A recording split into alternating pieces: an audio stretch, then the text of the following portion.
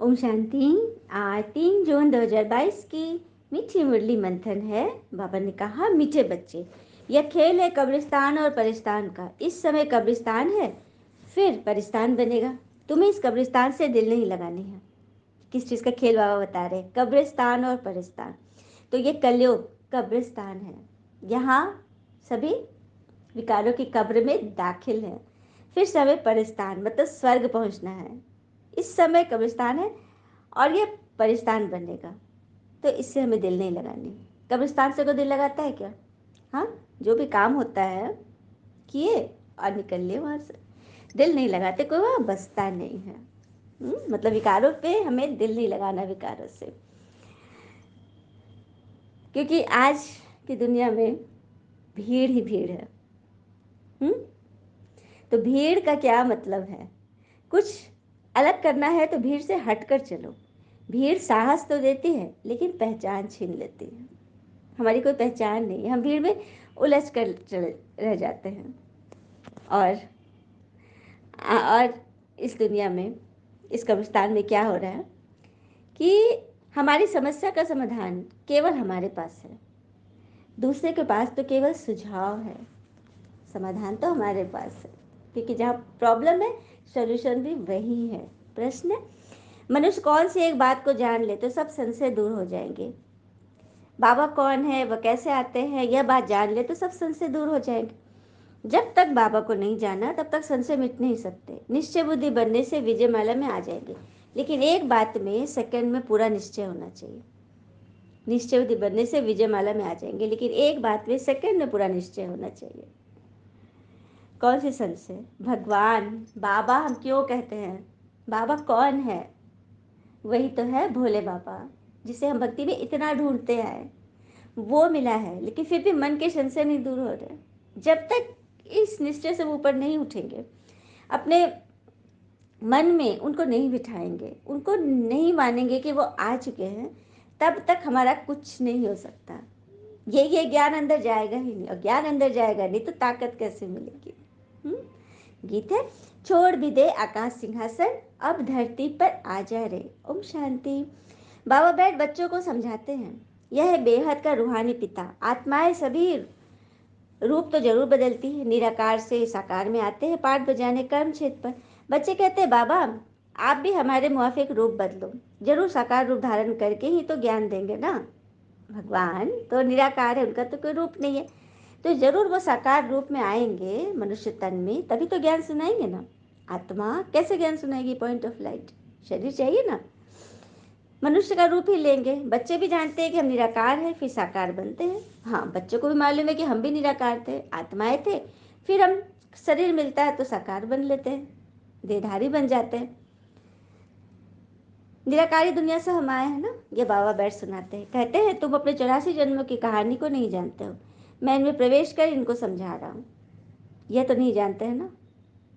कृष्ण तो सतयुग का प्रिंस है, इनको आना पड़ता है पतित दुनिया पतित शरीर में। बाबा कह रहे हैं कृष्ण तो यहाँ आ नहीं सकता, कृष्ण तो सतयुग का प्रिंस है, नंबर 1 देवता है। मैं आता हूँ इस बूढ़े तन में, इस पतित तन में तुम्हें ज्ञान सुनाने के लिए। कृष्ण गोरा था, फिर काला कैसे हुआ यह कोई नहीं जानते। कहते हैं सर्प ने डसा। वास्तव में यह है 5 विकारों की बात। काम चिता पे बैठने से काले हो गए। श्री कृष्ण को काला क्यों दिखाते हैं? श्याम सुंदर क्यों बोलते हैं? श्याम क्यों हो गए? तो भक्ति में है ना, शास्त्रों में कि उसको सर्प ने डस लिया, इसे सांवले हो गए। क्योंकि किसी सर्प ने नहीं डसा, स्थूल सर्प ने नहीं, सूक्ष्म अंदर के विकारों के सर्प ने डसा। काम चिता पे जब बैठ गए ना तो काले हो गए। श्याम सुंदर कृष्ण को ही कहते हैं, मेरा तो शरीर ही नहीं है जो गोरा व सांवरा बनूं, मैं तो एवर पावन हूँ। शिव बाबा, मैं कल संगम पर आता हूँ जब कलयुग का अंत सत्युग का आदि होता है। मुझे ही आकर स्वर्ग की स्थापना करनी है। सत्युग है सुखधाम, कलयुग है दुखधाम। इस समय मनुष्य मात्र सब पतित है। सत्युग के लक्ष्मी नारायण महाराजा महारानी की गवर्नमेंट को भ्रष्टाचारी तो नहीं कहेंगे। सत्युग के महाराजा महारानी को भ्रष्टाचारी तो नहीं कहेंगे, यहाँ कहेंगे क्योंकि यहाँ सब पतित है। भारत स्वर्ग था और देवी देवताओं का राज्य था। सत्युग में एक ही धर्म था, संपूर्ण पावन श्रेष्ठाचारी था। भ्रष्टाचारी दुनिया तो यहाँ कलयुग में है ना, सत्युग को थोड़ी कहेंगे। हाँ, वो तो श्रेष्ठाचारी दुनिया थी, संपूर्ण पावन भ्रष्टाचारी शिष्टाचारी की पूजा करते हैं, सन्यासी पवित्र बनते हैं तो अपवित्र उनको माथा टेकते हैं। सन्यासी को गृहस्थी फॉलो तो कुछ करते नहीं, सिर्फ कह देते हैं वे फलाने सन्यासी का फॉलोवर्स हो। सो तो जब फॉलो करो, तुम भी सन्यासी बन जाओ, तब कहेंगे ना फॉलोवर। गृहस्थी फॉलोवर्स बनते हैं परंतु वो पवित्र तो बनते नहीं। न सन्यासी उनको समझाते हैं न वह खुद समझते हैं कि हम फॉलो तो करते नहीं है। ये भी बात सच है, कह देते हैं कि अब फलना संस्था के फलना सन्यासी के फॉलोवर है, लेकिन सन्यासी ने घर बार छोड़ा, चोला छोड़ा, तो फिर उसके शिष्य जो सुनने वाले वो फॉलोवर्स कैसे बने? उन्होंने तो कुछ घर बार नहीं छोड़ा, कोई पवित्रता नहीं धारण की, तो उसको फॉलोवर नहीं कहेंगे, उसको कहेंगे श्रोता। लेकिन यहाँ तो तुम्हें पूरा फॉलो करना है।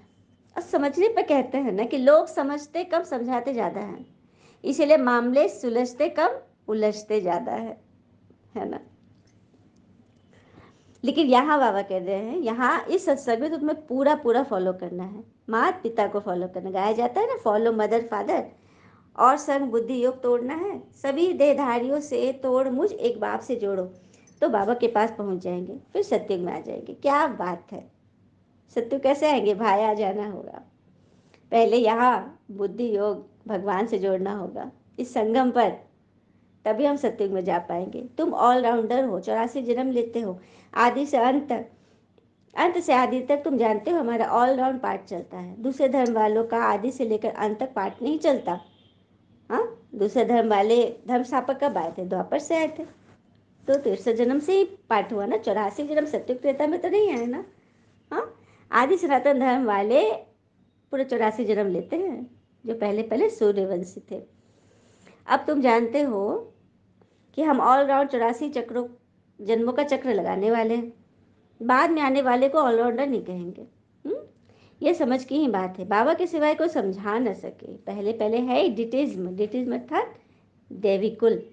आधा काल सूर्यवंशी चंद्रवंशी राज्य चलता है। अभी तो यह बहुत छोटा सा युग है, इसको ही संगम कहते हैं, कुंभ भी कहते हैं। उनको ही याद करते हैं, परम पिता परमात्मा आकर हम पतितों को पावन बनाओ। बाबा से मिलने लिए कितना भटकते रहते हैं, यज्ञ तप दान पुण्य आदि करते रहते हैं, फायदा कुछ भी नहीं होता है। अब तो भटकने से छूट गया हो, वह है भक्ति कांड, यह है ज्ञान कांड। भक्ति मार्ग आधा कल चलता है, यह है ज्ञान मार्ग। इस समय तुमको पुरानी दुनिया से बैराग दिलाते हैं, इसलिए तुम्हारा यह बेहद का बैराग, क्योंकि तुम जानते हो यह सारी दुनिया कब्रिस्तान होनी है। इस समय कब्रिस्तान है, फिर परिस्तान बनेगा। बाबा ये जो मीठे बच्चे में बोला, यहाँ पे उसकी डिटेल है कि अभी तुम जो कुछ भी करते हो, यह किताब दान पुण्य, इससे फायदा कुछ भी नहीं है। लेकिन अब तुम भटकने से छूट गए, क्योंकि तुम्हें सारा रहस्य पता चल गया ना। भक्ति कांड है ये, भक्ति कांड में तुम दान पुण्य किए, व्रत किए, जप किए, हवन अनुष्ठान सब कुछ किए भक्ति कांड में, और यह ज्ञान कांड है। भक्ति में आधा कल चलता है और अभी आधा कल ज्ञान मार्ग चल रहा है। इस समय तुमको पुरानी दुनिया से बाबा वैराग्य दिलाते हैं। पुरानी दुनिया मतलब पुराने स्वभाव संस्कार, जहाँ हम स्वार्थ से काम करते थे। आज दुनिया में जिस तरह से पुरानी दुनिया के जो पुराने संस्कार हैं, जहाँ हमारा स्वार्थ या ज़रूरत काम करती है, वहाँ हम लोगों की हर बड़ी गलती को भी छोटा कर देखने का हुनर ले आते हैं। लेकिन जहाँ ज़रूरत नहीं होती, वहाँ अगर किसी से छोटी सी भी गलती हो जाए तो उसे बड़ा करने से भी हम नहीं चूकते। अतः जब तक हमारे जीवन का कोई बड़ा उद्देश्य नहीं होगा, तब तक हमारी बुद्धि इन तुच्छ सी मानसिकता में ही उलझी रहेगी। जब तक जीवन में कोई दिशा नहीं मिलेगी, हम भटकते रहेंगे। ये है, उस भटकन से भगवान ने हमें छुड़ाया, क्योंकि ये कब्रिस्तान है, वहाँ मन भटक ही रहा है। हाँ, जैसे आत्माएं भटकती है, यहाँ सबका मन भटक रहा है। तो उसको एक दिशा देने के लिए भगवान आ गए हैं, परिस्तान की ओर ले जाने के लिए। ये ज्ञान सुना रहे। रावण को कोई याद नहीं करते हैं, मुख्य एक बार समझने से फिर सब संशय मिट जाएंगे। जब तक पहले बाबा को नहीं जाना तो संशय बुद्धि ही रहेंगे। संशय बुद्धि विनय शांति, बरोबर हम सब आत्माओं का वह पिता है, यही बेहद का वर्षा देते हैं, वही निश्चय ही विजयमाला में हम फिर हो जाएंगे भगवान की बात सुनकर। तो एक एक अक्षर में सेकंड में निश्चय होना चाहिए। बाबा कहते हैं तो पूरा निश्चय होना चाहिए। सबसे पहले बाबा कौन है? भगवान। भगवान हमें पढ़ा रहे हैं, हमें सिखा रहे हैं, हमें राजा बनाने के लिए, तो उस पर निश्चय होना चाहिए ना। बाबा निराकार को कहा जाता है, ऐसे तो गांधी जी को भी बापू कहते थे, परंतु यहाँ तो वर्ल्ड का बापू भी चाहिए ना। गांधी जी तो भारत के बापू थे। लेकिन वर्ल्ड का बापू कौन है? बाबा, शिव बाबा, वर्ल्ड का गॉड फादर तो बड़ा हो गया ना। उनसे वर्ल्ड की बादशाही मिलती है, ब्रह्मा द्वारा स्थापना होती है विष्णु के राज्य की। तुम जानते हो हम ही विश्व के मालिक थे, हम सो देवी देवता थे, फिर चंद्रवंशी, वैश्यवंशी, शूद्रवंशी बने। इन सब बातों को तुम बच्चे ही समझते हो। बाबा कहते भी इस मेरे ज्ञान यज्ञ में विघ्न बहुत पड़ेंगे। यह है रुद्र ज्ञान यज्ञ, इससे विनाश ज्वाला प्रज्वलित होती है, इसमें सारी पुरानी दुनिया खत्म हो। तो यह ज्ञान यज्ञ है। बाबा ने कह दिया ना विघ्न बहुत पड़ेंगे। तो इसके पहले हम सब डिफेंसिव काम करते थे, डिफेंस, माया से बस अपने आप को बचाते थे। ज्ञान की तलवार, योग की कवच और ड्रामा की ढाल को यूज करते थे। लेकिन अब क्या हम सिर्फ अपने बचाव ही करते रहेंगे? हम आगे नहीं बढ़ेंगे, बढ़कर हमला नहीं करेंगे, जीत को वो रेस नहीं छुकर रहेंगे? क्या किनारे रह कैसे बचते ही रहे हैं? अब ऑफेंसिव, उन विकारों विकारों से तो लड़ाई चल रही है ना। युद्ध का मैदान किस लिए का है? कल भी बाबा ने बोला जिस्मानी सेना का कौन सा युद्ध का मैदान है, रूहानी सेना का क्या मैदान है? तो हम रूहानी सेना, हम आत्मा की सेना है। हम अपने विकारों से लड़ रहे हैं।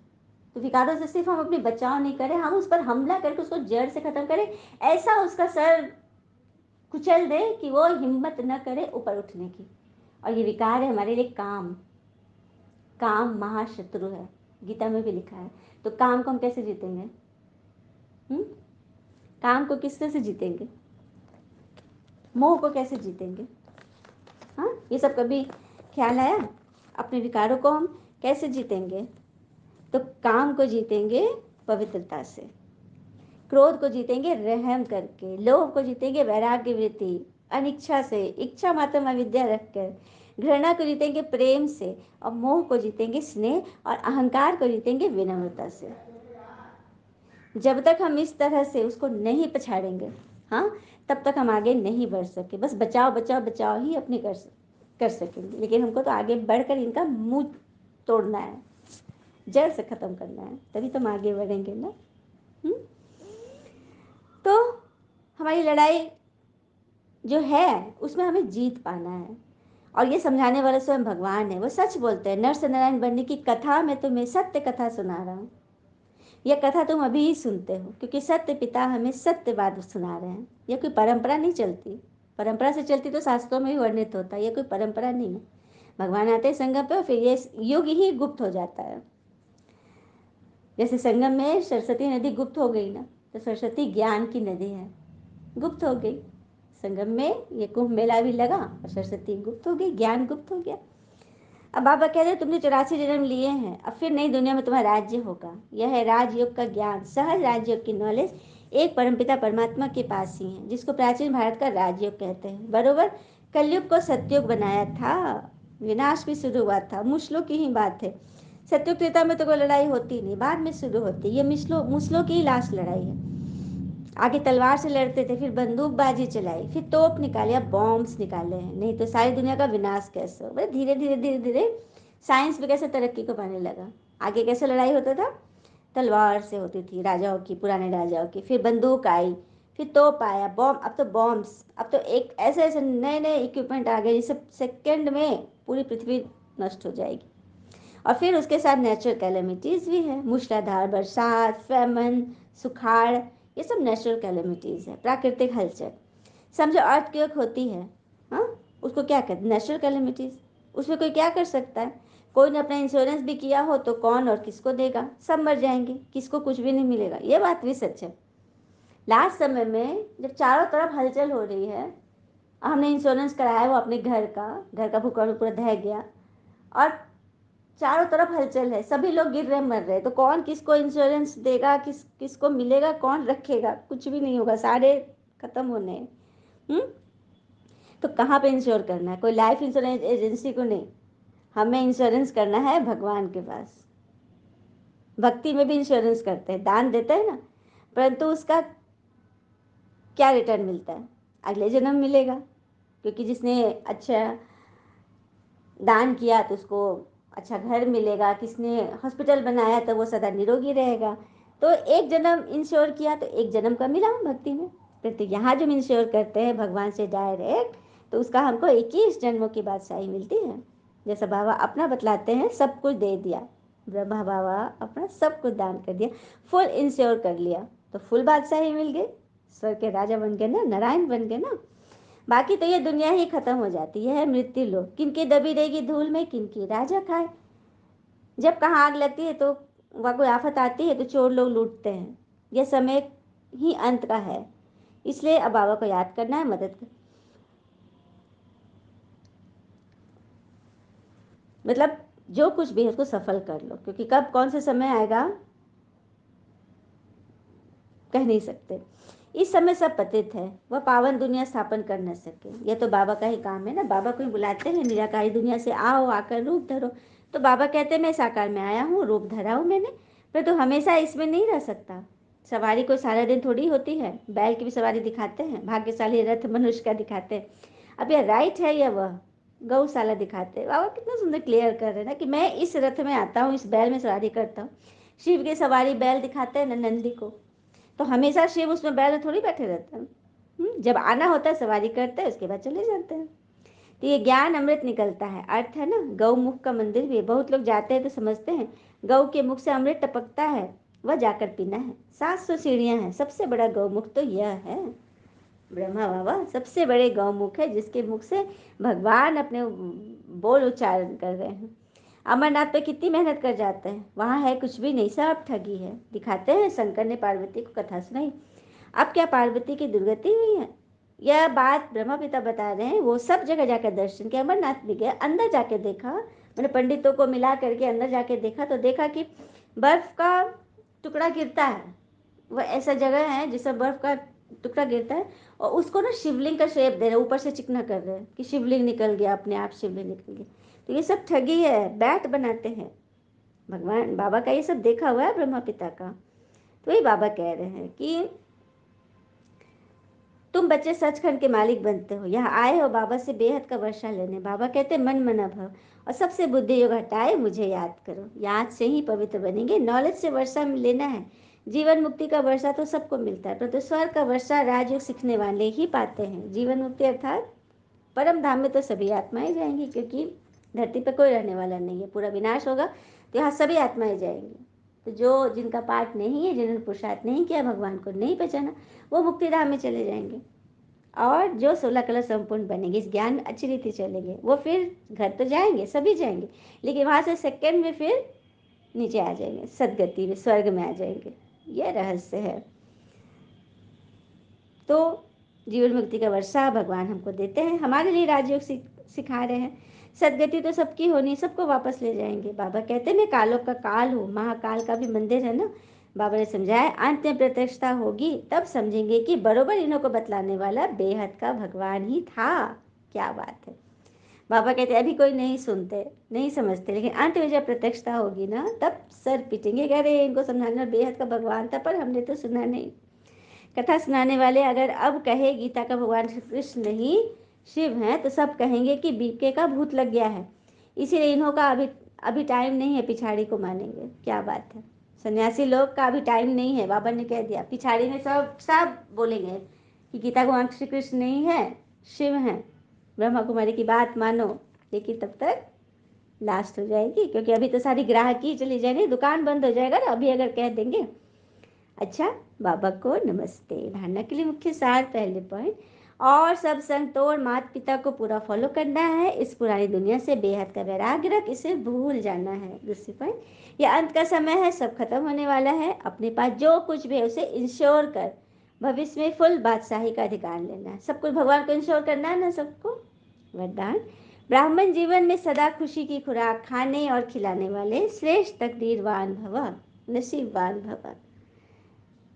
विस्तार, विश्व के मालिक के हम बालक सो मालिक बच्चे हैं, इसी ईश्वरीय नशे और खुशी में रहो, वह मेरा श्रेष्ठ भाग्य अर्थात नसीब। इसी खुशी के झूले में सदा झूलते रहो, सदा खुश नसीब भी हो, सदा खुशी की खुराक खाते हो, खिलाते भी हो, औरों को भी खुशी का महादान दे खुश नसीब बनाते हो। आपकी जीवन ही खुशी है, खुश रहना ही जीना है, यही ब्राह्मण जीवन का श्रेष्ठ वरदान है। हमारी जीवन ही खुशी है, क्योंकि जिस जीवन में भगवान की प्रवेशता हो गई, तो वो जीवन कितना श्रेष्ठ हो गया ना। तो ये खुश रहने के लिए कम बात है क्या। इस समय भगवान हमें पढ़ा रहे, सिखा रहे, चला रहे। ब्राह्मण जीवन का ये श्रेष्ठ वरदान है स्लोगन। हर परिस्थिति में सहनशील बनो तो मौज का अनुभव करते रहेंगे। हर परिस्थिति में हमें क्या बनना है? सहनशील, तभी तो मौज का अनुभव करेंगे। अच्छा, ओम शांति। शुक्र मीठे बाबा और बाबा के प्यारे प्यारे बच्चे, ऑल इज वेल ऑलवेज। ओम शांति।